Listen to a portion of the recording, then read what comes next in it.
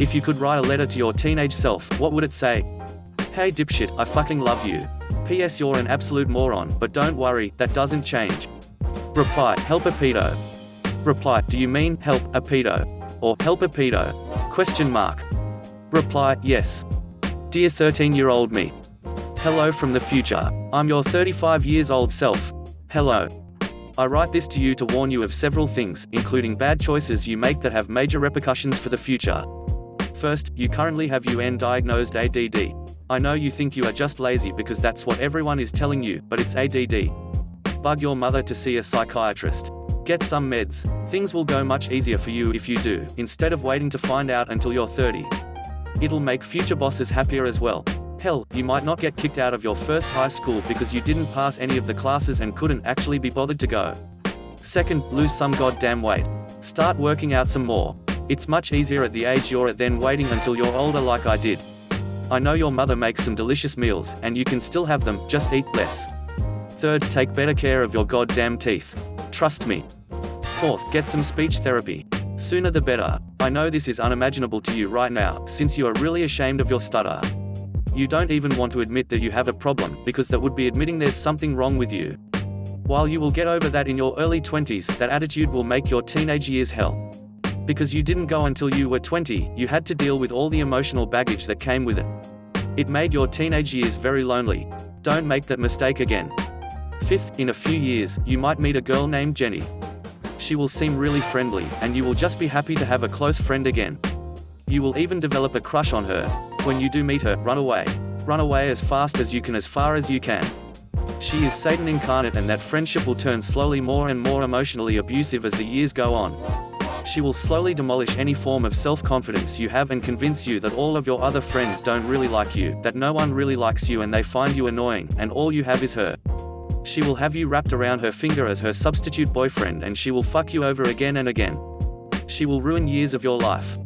Sixth, so there's this thing called Bitcoin in the future. Reply, what is it with women named Jenny?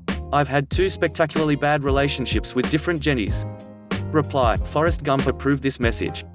What is something normal that scares the shit out of you? The planets. Seeing real photos and videos of them from space just creeps me TF out because they're so gigantic. Big things scare me sometimes, depending on what they are. OFC, and the planets are the biggest things around. Lol. I would piss myself seeing them in person. Edit. Yes, I know I'm standing on a planet and I know I can see the moon. I'm talking about photos or videos of planets taken from outer space. Lol. They look intimidating AF.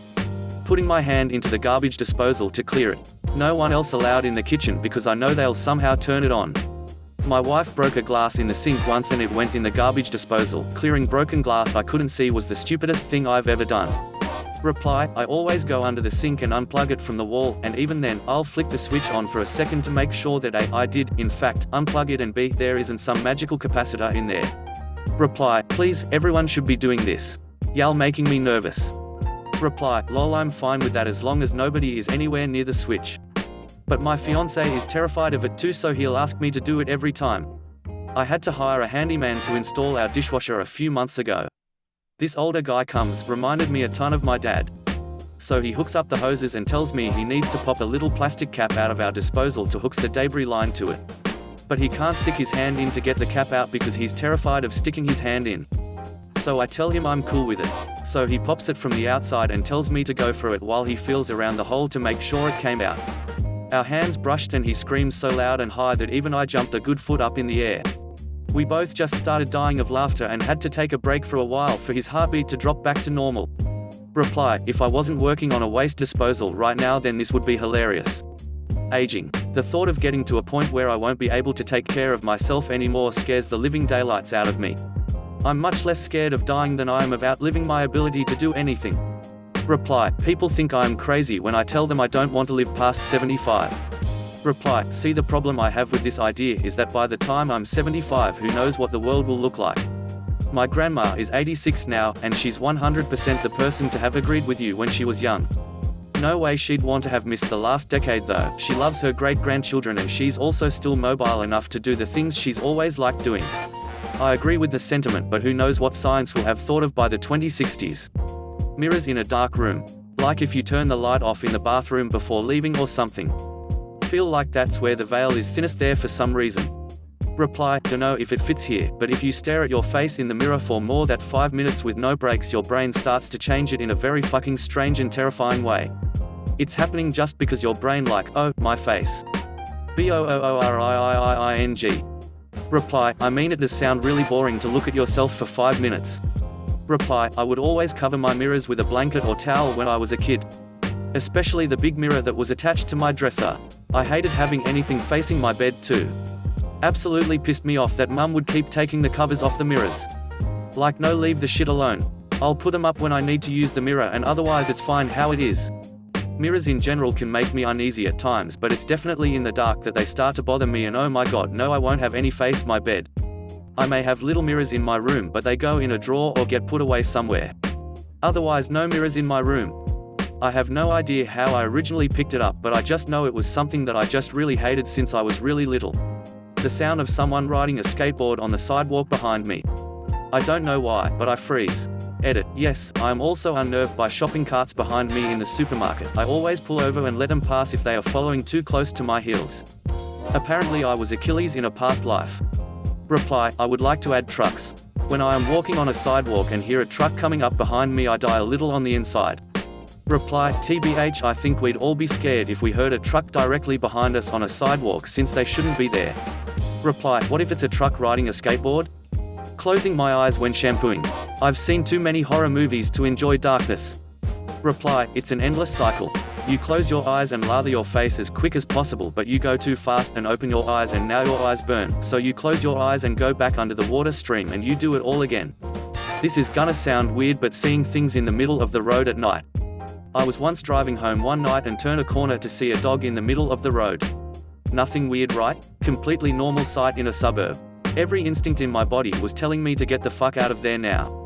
When I see stuff in the middle of the road at night, it doesn't matter what it is, I get chills, goosebumps, my hairs stand on end and my palms sweat. It's happened with deer, dogs, people, raccoons, and even a trash can once. Can't explain it, but it terrifies me. Reply, oh my god, I get this too. I think it has something to do with the fact that it's not supposed to be there, and when we see things we aren't supposed to, our brains respond. Edit, also because it seems like it's on a stage with a spotlight and something has to happen. Grasshoppers. They just are too unpredictable and it terrifies me. Frogs kind of too, for the same reason, but not as bad. Reply, when I was about 10 I was helping the old woman across the road with her gardening when a frog jumped out towards her, and with the dexterity I'd expect from an athlete unleashed a perfect right foot volley on the frog like a prime Wayne Rooney and kicked the poor thing over into next door's garden. She felt so bad and said it was just instinct after it jumped out at her, but the way she perfectly did it made me think she was a secret frog kicker. Death. I am terrified of dead bodies, of being in the ground, of corpses. The thought of being buried makes me panic. Not being buried alive. Not even the claustrophobic feelings, because I am not claustrophobic. The idea of decaying and the clothes still being there, and the way it would look just freaks me TF out. My own mortality isn't even the scary part. It's just the corpse. I want to be cremated because I don't want anything left. I don't even care if whoever keeps the ashes, I just don't want to be around forever rotting and shriveling up and trapped in an underground box. I don't want people staring at my dead self and touching it. Reply, same. I want to be cremated for that reason. The thought of being in a box underground rotting for eternity sounds horrifying.